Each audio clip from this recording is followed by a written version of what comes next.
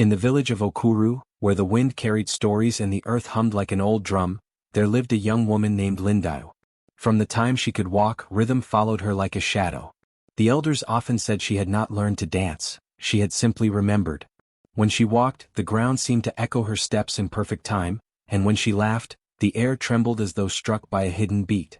Her voice blended with the pulse of the village drums, and soon everyone began to say that her heart was not made of flesh alone, but of rhythm itself.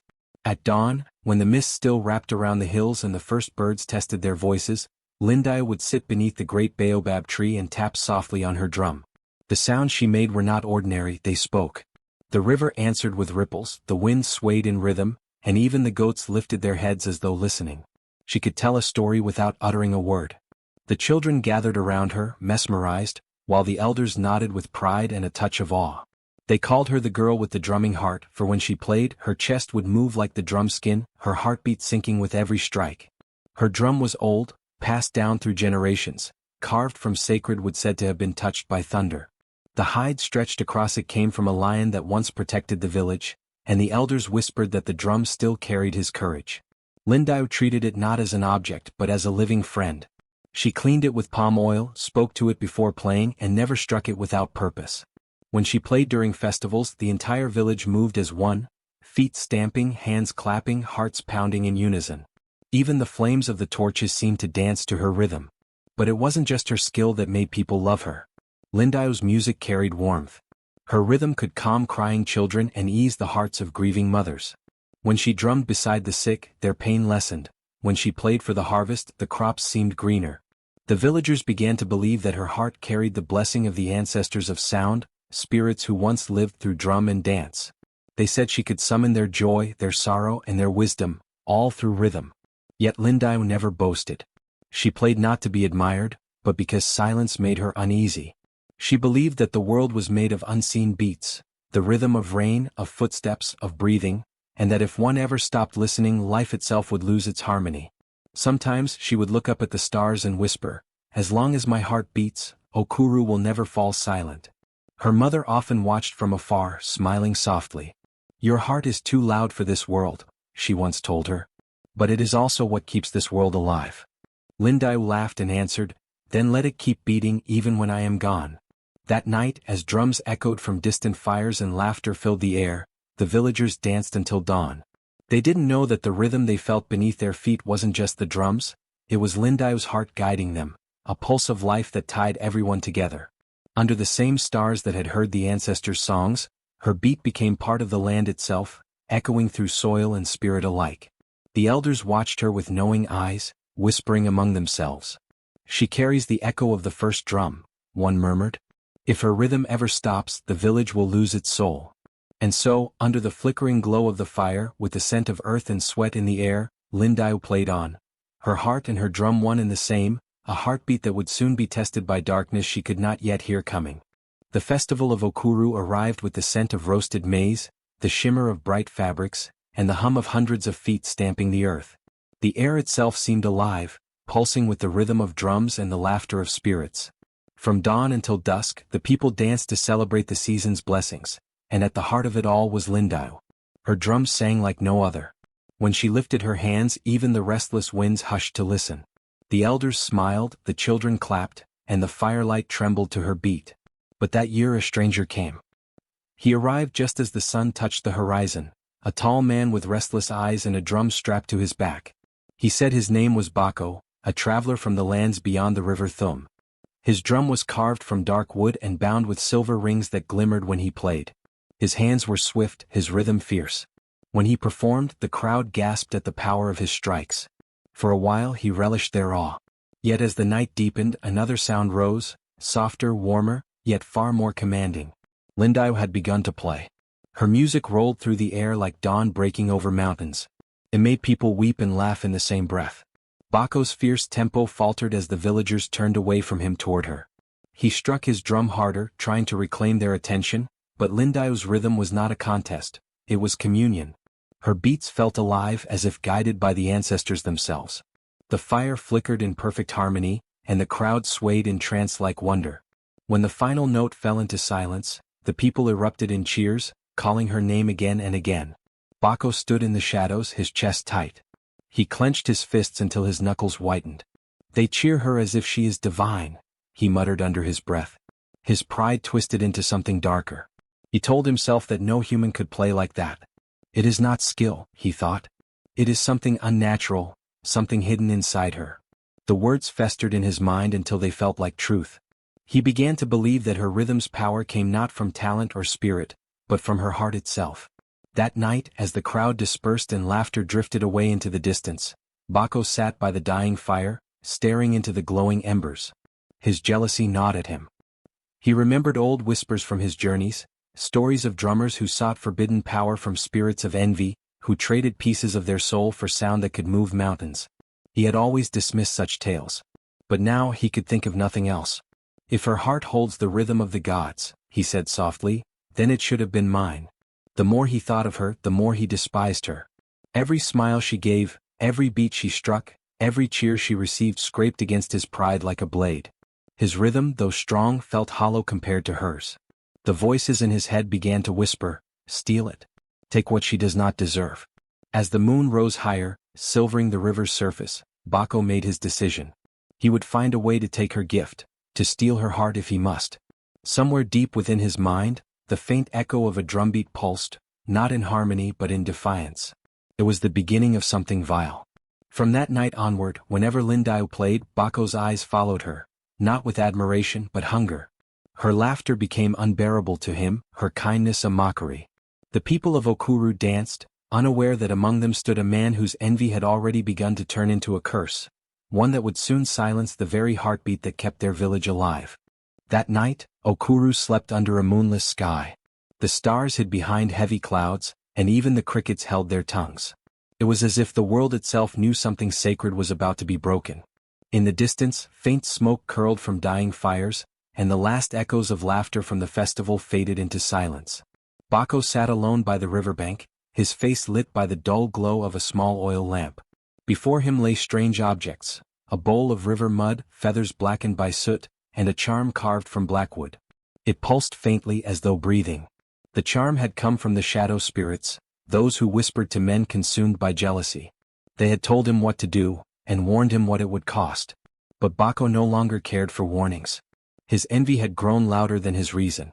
He mixed his own blood with the river mud, murmuring words that twisted the air.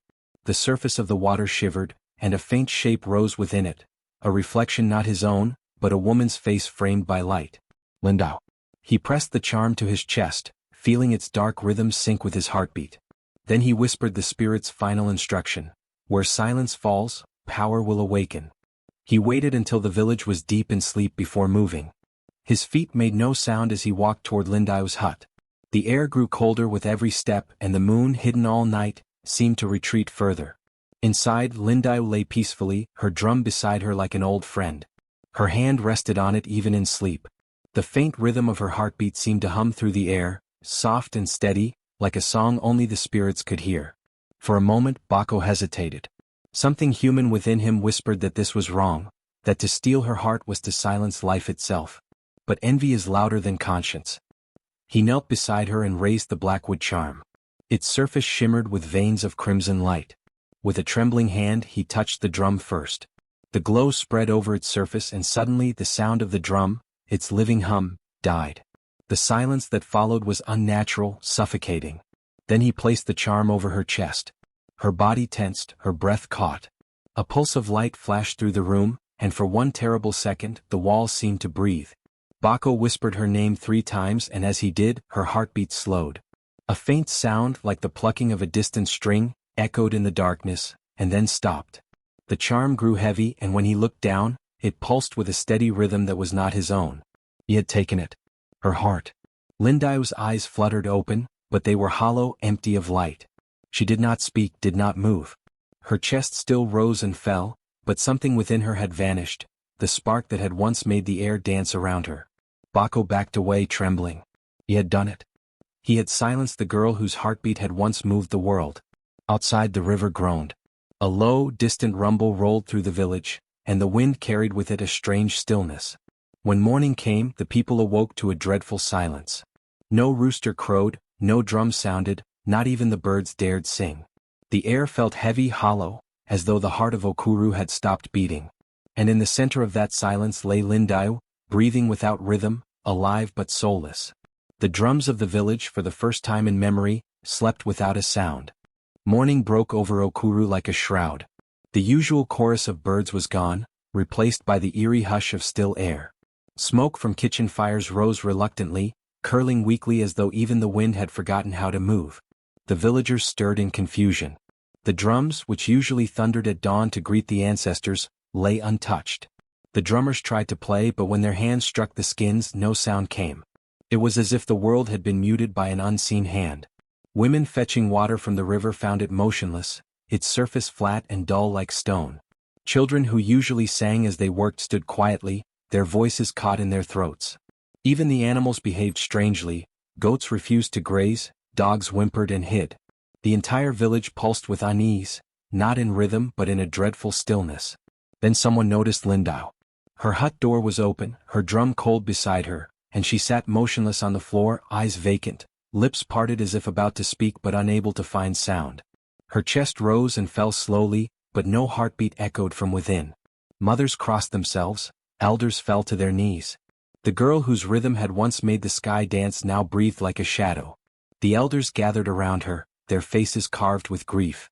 Old Mzamo, the village seer, placed his ear to her chest and listened for a long time. When he lifted his head, his voice trembled. "The pulse of Okuru," he whispered, "has been stolen." The words spread like smoke through the village. People stopped their work, eyes wide with fear. "How can a heart be taken and the body still live?" someone asked. Mzamo did not answer. He simply looked toward the forest where the wind refused to blow. In the days that followed, life in Okuru began to wither. The crops that had once swayed tall and green started to droop and brown, their roots thirsty despite the damp soil. The wells turned shallow, their water tasting of dust. The laughter of children faded. Even the newborns cried without rhythm, their wails uneven and weak. Nights stretched endlessly, filled with silence so deep it seemed to hum inside the ears. The villagers prayed to the ancestors, but no whispers returned on the wind. Every evening the drummers tried once more. They gathered in the square and struck their instruments, hoping for even a faint echo. But the drums gave nothing, only the dull thud of dead skin.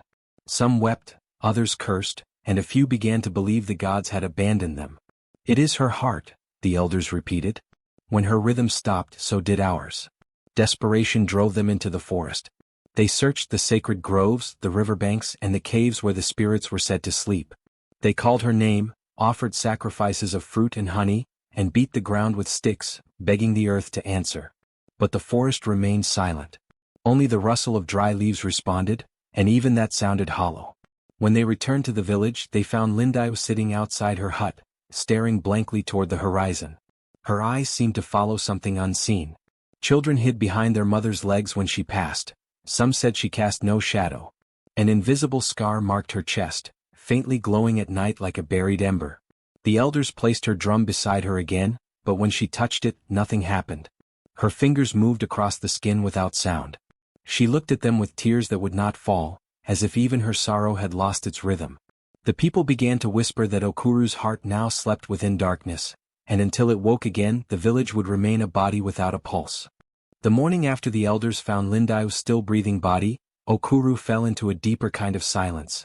Not the quiet of peace, but the silence that feels like the world holding its breath.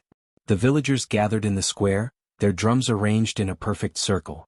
Old women whispered prayers, children clung to their mothers, and men looked toward the forest as though waiting for a sound that refused to come. Chief Mbata stepped forward, his voice trembling. "The spirits demand rhythm. Without it we are hollow. Beat the drums until the ancestors answer." The first drummer struck his skin drum, but there was no sound. The second hit his with all his strength, still silence. The third, desperate, slammed both hands again and again until his palms bled. But the drums remained lifeless, their skins absorbing every strike like earth swallowing rain. The people gasped. Some cried out that the spirits had turned away. Others said Lindayu had taken the village's soul with her. That night, the elders gathered around a sacred fire to perform the ritual of awakening, a ceremony older than memory itself. They chanted the names of the ancestors, burned herbs that once made the air hum, and sprinkled the drums with water from the river of echoes. Still not a single sound came forth. The fire crackled, the only sound left in a village once alive with rhythm. But just as the fire dimmed and the elders bowed their heads in defeat, something happened. From the farthest hut, faint and trembling, came a single thump. Then silence again. The villagers froze, hearts pounding. The sound had come from Lindau's hut, from her drum. The elders rushed to her home. Inside, her lifeless eyes stared at the ceiling, her chest rising and falling as if in sleep. Her drum sat beside her mat, its surface glowing faintly under the moonlight. Chief Mbata approached carefully and whispered, "Lindau, are you here with us?" He lifted a hand and struck the drum once. This time it answered, a low, sorrowful beat that echoed through every hut in Okuru. The villagers outside felt it beneath their feet, like the ground itself was mourning. Then, before anyone could breathe again, the light in the drum faded, and all was still. From that night on, the people of Okuru lived in fear and awe. No one dared play a drum again. Mothers told their children to whisper instead of sing. Traders passed through the silent streets and left quickly, unnerved by the stillness that clung to the air. And every midnight, when the moon was at its peak, the villagers would hear it again, one soft beat from Lindau's drum. Always one. Always from her hut. Some said it was her spirit crying for the heart that was stolen. Others believed she was calling the rhythm back home. But a few, the oldest among them, warned that the beat was not a call for return, but a warning, that when the drum spoke twice, the thief who silenced her would face the wrath of the spirits. And so the people waited, for the second beat that never came, or perhaps had not come yet. When the villagers awoke to find Lindau's mat empty, no one dared speak her name aloud. The air in Okuru had grown heavy, as if even whispers might anger the spirits. Yet, far beyond the huts and dying crops, Lindau walked barefoot toward the horizon, her steps slow, her eyes hollow, her chest rising without warmth. Though her heart was gone, something deep within her, a faint rhythm, a memory of a pulse, pulled her forward like a tether to something unseen. The path led her through fields of brittle grass that no longer swayed with the wind. Every sound in the world had faded, even her footsteps seemed swallowed by silence. But as night fell and the moon climbed high, she began to hear them, faint echoes, distant and trembling. They were not voices nor the beat of drums, but something in between, a low thrum in the air like the earth trying to remember music. She followed the sound across the plains and into the shadow of the Forbidden Hills, a place no one from Okuru dared to go. It was said the ancestors had sealed away their anger there, binding dark spirits beneath the rocks. The air was colder, the wind sharper, carrying whispers that crawled beneath the skin. Yet Lindau did not turn back. At dawn, she stumbled upon an old man sitting beside a dead tree, a carved staff across his knees and a cracked gourd by his feet. His eyes were white and clouded, a blind griot who had wandered so long that even his shadow seemed ancient. When he turned his head toward her, she felt as if he could see straight through the emptiness in her chest. "Child?" he murmured, voice like dry leaves. "Your spirit hums in pieces. You walk without a song." Lindau opened her mouth to speak, but no words came. Only a hollow breath escaped, the echo of someone who once sang. The griot nodded slowly. "Ah, you are the one whose drum beats once each night. The spirits weep for you." He lifted his staff, tapping it thrice against the earth. Each tap made the ground quiver faintly, and Lindau felt the rhythm pulse through her feet, weak but real. "The drums call for what is theirs," the griot said softly. "Your heart has not left this world. It beats still though not in your breast. You must follow their grief, where they cry you will find it waiting." Lindau knelt before him, her lifeless eyes wet with tears she could not feel. "But how?" she whispered, her voice breaking like wind against a broken shell. The griot smiled faintly. "The way of sound is not the way of sight. Close your eyes, child. Listen. The world mourns differently for each loss. Hear its sorrow and it will guide you." When Lindau obeyed, the silence around her began to shift. Beneath the stillness she heard the faint beating again, not of drums but of something older, the heart of the land itself, slow and weary. It came from deep within the Forbidden Hills. When she opened her eyes, the griot was gone. Only his staff remained, glowing faintly at her feet. She took it in trembling hands, feeling warmth spread up her arm, a reminder of rhythm. With every step she took toward the hills, the beat grew louder. The air trembled. The silence began to thin. And somewhere far away in her abandoned hut, Lindau's drum gave 2 beats for the first time. The hills opened into a vast forest that shimmered like a mirage, trees with trunks shaped like spiraling horns, leaves that trembled as if sighing, and roots that pulsed faintly beneath the earth. As Lindau stepped between them, the world changed. Every sound she had ever known, laughter, songs, the rhythm of rain on rooftops, seemed to breathe around her in fragments, like echoes wandering without their sources. It was as if she had entered the place where silence ended and sound was born. She walked deeper, guided by a current of invisible music. Each step brought her into a new melody, a child's giggle here, a mother's hum there, the throb of drums that once called warriors to battle. The air shimmered with memories of rhythm. But none of them were whole. They looped and faltered like broken hearts trying to beat again. Then, from the shadows, came a rustle that was not just sound but presence. Mist curled into shapes, tall, graceful figures woven from vibration itself. Their forms flickered with ripples of rhythm, their voices blending into 1,000 tones that struck both fear and wonder into Lindau's hollow chest. These were the spirits of music, the ancestors of all song and drum, the first voices to ever touch the wind. The tallest among them spoke, its tone deep enough to shake the soil. "Child of the drumming heart," it said, "you carry silence where a rhythm once lived." Lindau bowed her head. "My heart was stolen," she whispered. "The village no longer sings. I have come to find what was taken." The spirit's face, ever shifting, bent toward her. "We know of your thief," it said. "The man called Baco. His envy tore the balance of the world. He caged your heart within a hollow drum carved from bone and shadow. Now it beats not for joy but for vanity." At these words, a cold wind rippled through the forest, carrying faint, twisted drumbeats that made Lindau shiver. It was her heartbeat, distorted, enslaved. "Where is it?" she asked, her voice trembling. The spirits surrounded her, forming a circle of pulsating light. "It lies at the center of this forest," they intoned. "But know this, no living being can open that cage by force. To free your heart, you must play the drum yourself." Lindau touched her chest, where the faint scar glowed under the moonlight filtering through the leaves. "How can I play when I have no beat left inside me?"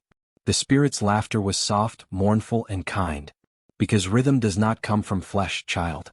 It lives in memory. The drums remember you even if you have forgotten yourself. Listen, they are waiting." She closed her eyes and the forest pulsed in answer.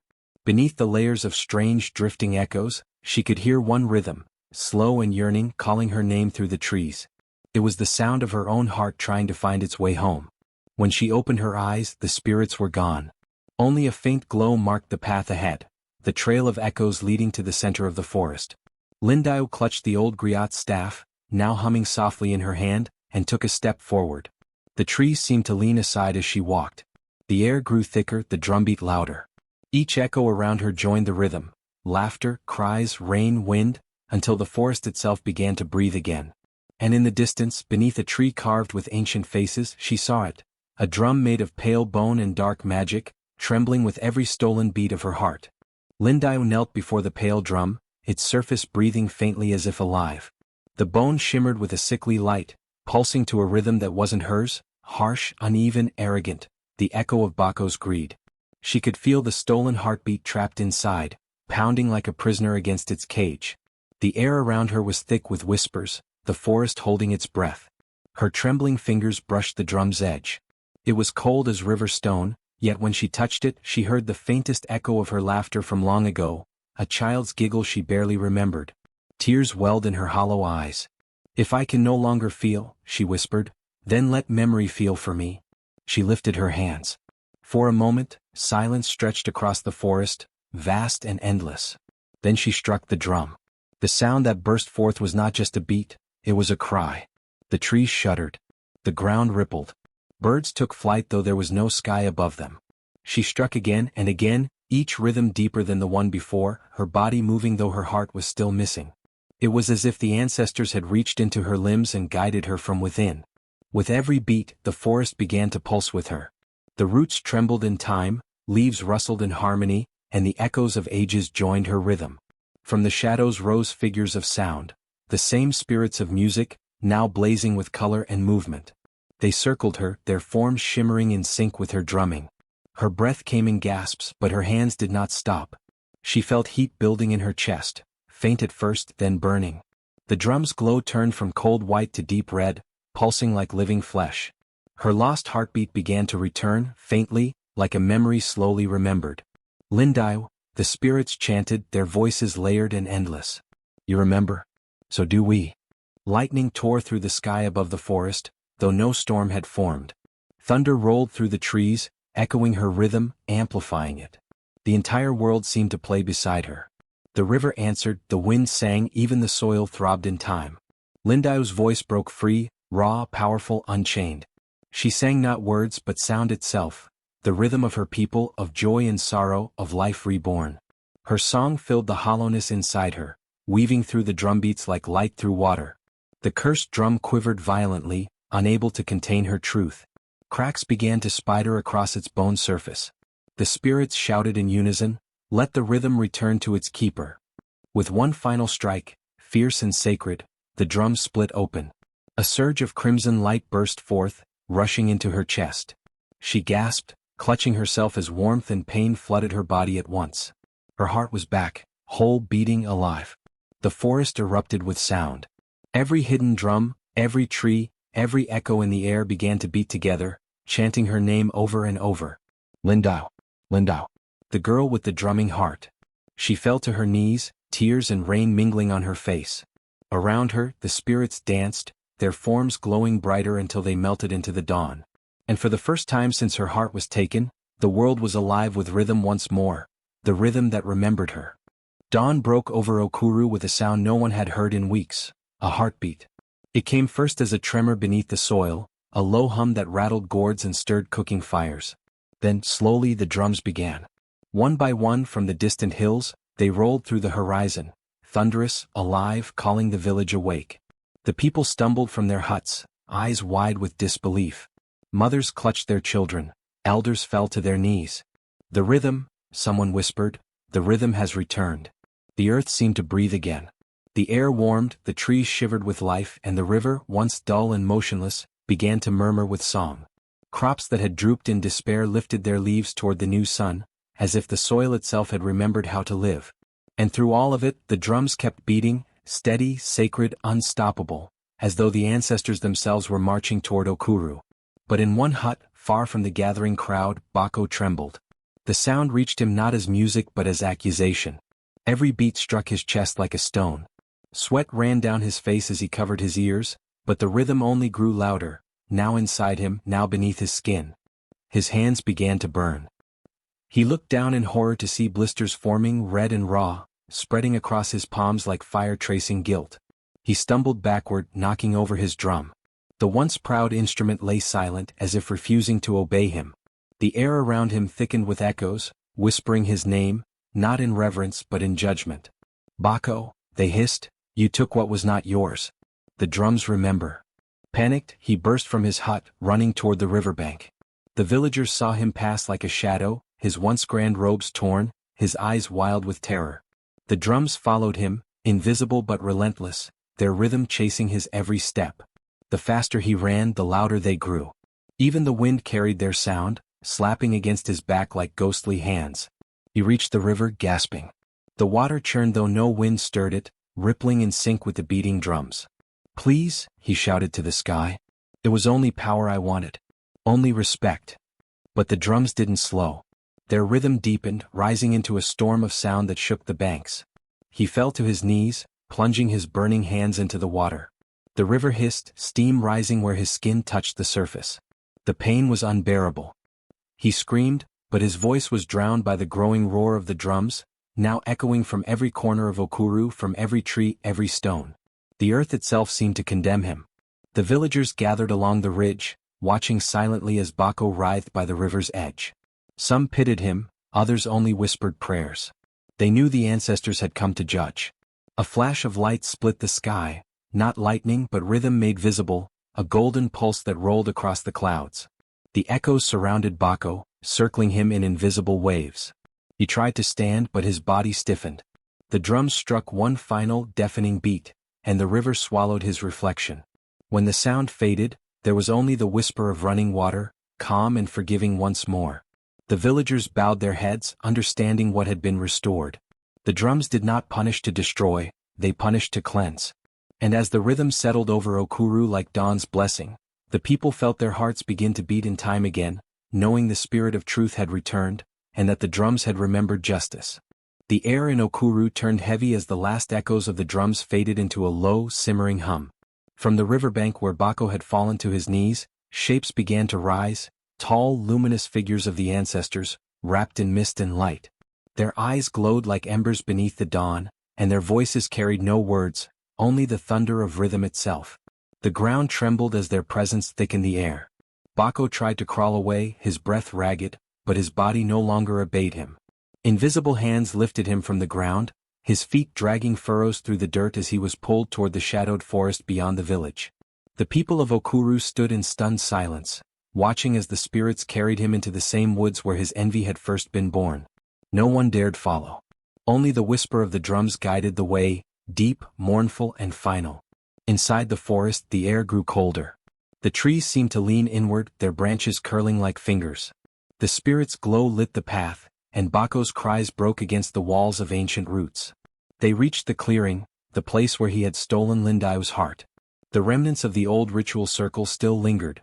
Scattered herbs turned to dust, symbols etched into the soil now pulsing faintly with the rhythm of judgment. At the center lay the cursed drum, cracked and trembling as though it feared what was coming. Its skin was pale as bone, and with each beat of the ancestral drums in the distance, a faint red glow flickered from within. The spirit set Bako down before it. His body quaked, his burned hands clutching his chest. "Mercy," he gasped, "I only wanted what she had, the power, the praise." The spirits answered not in speech but in sound, the booming of unseen drums that made the air vibrate. The forest itself began to chant, every leaf whispering the same truth. Rhythm is not power. Rhythm is life. And life is not yours to steal. The cursed drums split open with a sharp, thunderous crack. A surge of red light burst forth, blinding and pure, flooding the clearing with warmth and sorrow. Within the glow hovered Lindau's heart, beating, glowing like a coal pulled fresh from the fire. It pulsed in the rhythm of forgiveness, steady and calm, even as the spirits turned their gaze to Bako. The tallest of them, a figure shaped like the river's flow, lifted a hand. From its palms spilled sparks of light that fell upon Bako's hands. He screamed as smoke rose from his flesh, his fingers blackening, crumbling to ash. "You touched the sacred with envy," the spirit's voice boomed through every tree and stone. "You drummed not for truth but for hunger. Your hands are no longer worthy of sound." The last of his skin turned to dust, carried away by the wind. His screams faded, replaced by silence, not peaceful but absolute. A silence that devoured his existence, pulling him away from the world of rhythm forever. The spirits turned to Lindau, who stood at the edge of the clearing, her chest still faintly glowing from where her heart belonged. The red ember drifted toward her, hovering just before her sternum. She closed her eyes. "I forgive, but I will not forget." The heart slipped into her chest with a soft pulse. Warmth spread through her veins and the drums began to beat again, this time not in vengeance but in balance. Bako's form dissolved completely, leaving only a faint shadow in the dirt where he had knelt. The forest sighed, the ancestors' glow dimmed, and the wind carried away his name. The cursed drum crumbled into dust beside him. And when Lindau stepped out of the forest, the rhythm of Okuru followed her, pure, free and whole once more. "You said." When Lindau stepped out of the forest, dawn had broken in full, painting the sky in gold and red. The air was fresh again, charged with something sacred. Her steps were slow, but each one carried the rhythm of life itself. The villagers saw her silhouette emerging through the mist, the same girl they thought had died in spirit, now alive, glowing faintly from within. The wind carried a pulse ahead of her, a rhythm that made the trees sway as though bowing in reverence. In her hands she carried her drum, not the cursed one that had imprisoned her heart, but her true drum, the one carved long ago by her father and blessed by her ancestors. The villagers gathered around as she reached the center of Okuru. Her mother wept openly, falling to her knees. The elders stood in silence, the old men clutching their staffs, their eyes reflecting the shimmer of rebirth. Lindau looked around at them all, then at the sky. Her heart, newly returned, newly awakened, beat steadily but not for herself alone. It beat for the land, for her people, for the very soil beneath her feet. She sat upon a flat stone, set the drum before her, and placed both hands gently on its skin. For a moment the world held its breath. Then she began to play. The first sound was soft, like rain tapping on a window. The second rolled deeper, steady and alive. By the third beat the entire village felt it, the vibration running through their bodies, their bones, their hearts. The rhythm was familiar yet transformed, older and wiser, carrying the echo of all she had endured. The ground responded, quivering gently beneath her. From the clouds above, the first drops of rain began to fall. A collective gasp rose from the villagers. The drought that had gripped them for moons broke open into blessing. The rain poured freely, warm and cleansing, soaking the fields, running down the faces of those who had forgotten what joy felt like. Children raised their arms and danced barefoot in the mud, their laughter ringing in perfect time with her drum. Even the elders began to sway, their old joints moving with a grace long lost. The crops lifted their heads as though they too were dancing. Seeds that had lain dormant sprang to green life overnight. The animals stirred, bleating and neighing in the rhythm of rebirth. Every beat of Lindau's drum seemed to weave the world back together, note by note, breath by breath. The rain thickened, then softened again, becoming a song between earth and sky. As she played, the people began to hum with her. Their heartbeats aligned, hundreds of pulses syncing to the rhythm she carried. It was no longer just music, it was a communion. A single rhythm shared by all, reminding them that unity was not built in silence but in shared sound, in the beating of hearts that remembered one another. When she finally stopped, the rain eased to a mist. The air glowed faintly, shimmering with peace. The eldest of the elders approached her, his voice trembling. "The river returned your truth, child. The drums remembered your courage. From this day we shall call you Mother of the Pulse, for your heart beats not for one but for all." Lindau smiled, tears mixing with rain. Around her, children pressed their tiny palms to their chests, feeling their hearts thump in rhythm with hers. The sound of the drum lingered in the air long after she stopped playing, a promise carried on the wind, whispering through every leaf and every breath of Okuru. And so, the village was healed, not just in body or soil but in spirit. The rhythm that had been stolen returned stronger, deeper, eternal. And as long as a single drum beat in Okuru Lindau's heart, the heart of the people, would never stop. Generations passed, but the story of Lindau, the woman whose heart once beat inside a sacred drum, became the heartbeat of Okuru itself. Every season, when the rains returned and the air filled with the scent of new earth, the villagers gathered beneath the old baobab tree to tell her tale once more. The elders' voices would rise and fall like the rhythm of drums, weaving the story of love, betrayal and redemption into the night's pulse. Children would sit wide-eyed, their small hands pressed to their chests, feeling their own hearts echo the rhythm of the story. They took her heart, the storytellers would begin, but the drums returned its beat. It was said that if you walked to the center of Okuru at dawn and placed your ear to the ground, you could still hear the faint thump of Lindau's heart beneath the soil. Some claimed the earth itself had memorized her rhythm, the same beat that once healed the land after envy nearly destroyed it. To this day, every child born in the village was brought to the sacred ground before learning to walk, their tiny palms pressed against the dirt to feel that living pulse. The mothers would whisper, "Remember this beat, it is your truth."